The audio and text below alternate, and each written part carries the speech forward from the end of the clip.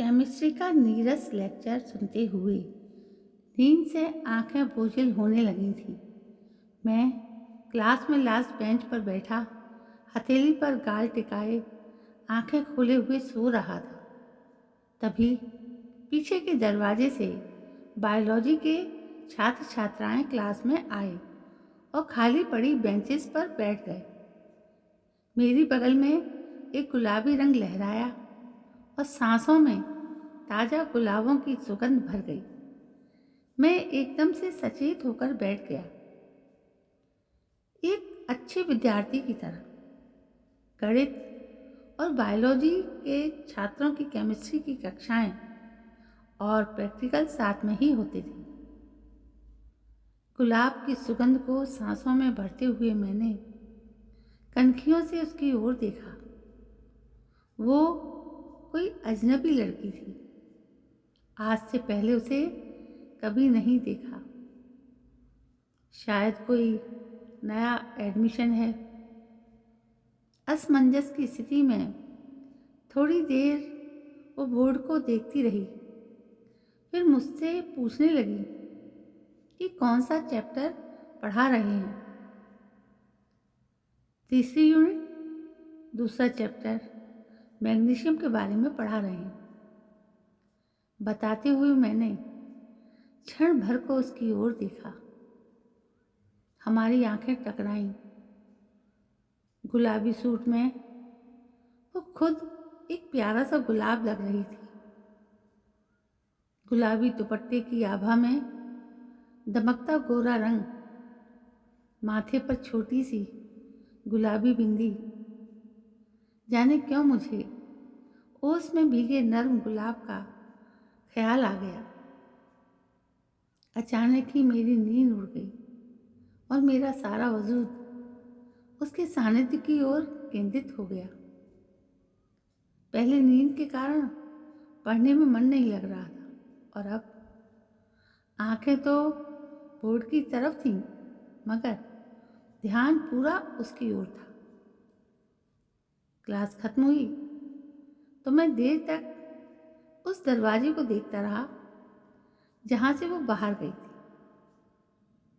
College से घर जाते हुए आंखें गलियारों, सीढ़ियों, ग्राउंड, सब जगह उसे खोज रही थी, लेकिन वो दिखी ही नहीं। बस एक भीनी सी सुगंध सांसों में जरूर महक रही थी। दूसरे दिन कॉलेज जाते हुए न जाने क्यों हाथ अपने आप सबसे फेवरेट शर्ट की ओर बढ़ गया। बाल संवारने में भी रोज से अधिक समय लगा। मैं 10 मिनट पहले ही कॉलेज पहुंचकर सीढ़ियों के पास खड़ा हो गया। 5-7 मिनट बाद ही वो आती हुई दिखाई दी। हल्के वॉयलेट रंग के सूट में मेरी बगल से होते हुए वो सीढ़ियाँ चढ़कर ऊपर जाने लगी थी। मैं भी उसके पीछे जाने लगा। गुलाब की सुगंध ने मेरी सांसों को महका दिया। उसकी क्लास के एक छात्र से पता चला उसके पिता आईएएस अधिकारी हैं और वो 8 दिन पहले ही ट्रांसफ़र होकर आए हैं। नाम है जूही। दिन यूं ही बीतते रहे। एक दिन उसकी सहेली नहीं आई। वो मेरी बगल वाली डेस्क पर थी और हम सबको अलग अलग कंसंट्रेशन और सॉल्यूशन मिला था, जिसे हमें सॉल्ट में मिलाकर न्यूट्रल करना था। मैंने देखा उसे सॉल्ट की मात्रा का कैलकुलेशन करना नहीं आ रहा था। मैंने उसकी कॉपी में सॉल्यूशन का कंसंट्रेशन देखा और एक चिट पर साल्ट की मात्रा का कैलकुलेशन करके चुपचाप उसकी डेस्क पर रख दिया। उसका प्रैक्टिकल बहुत अच्छा गया। उसने मुस्कुराकर मुझे थैंक्स कहा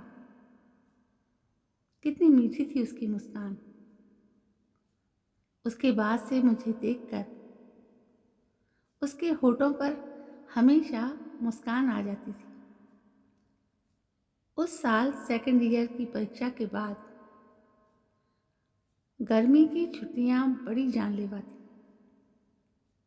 हमेशा एक डर मन पर हावी रहता कि कहीं ऐसा न हो कि उसके पिता का दोबारा ट्रांसफ़र हो जाए और वो कॉलेज आए ही ना। लेकिन जब कॉलेज खुलने पर उसे सीढ़ियों के पास खड़े होकर मुझे देखते ही मुस्कुराते हुए देखा तो दिल गुलाब सा खिल उठा। इस खुशबू में भीगते हुए फाइनल भी हो गया और मैंने गणित विषय छोड़कर उसके कारण केमिस्ट्री ले लिया और उसी कॉलेज में मैं केमिस्ट्री का असिस्टेंट प्रोफेसर बन गया।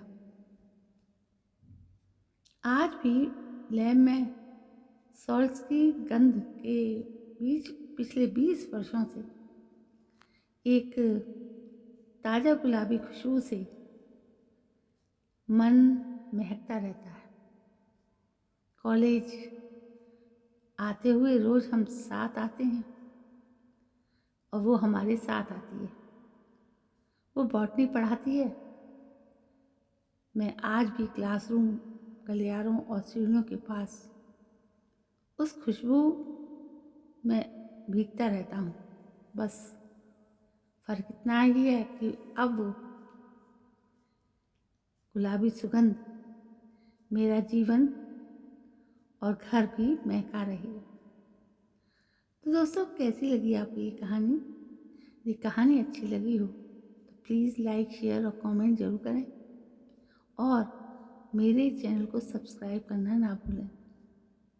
कल मैं फिर हाजिर होती हूँ एक नई कहानी को लेकर। तब तक के लिए जय हिंद, वंदे मातरम।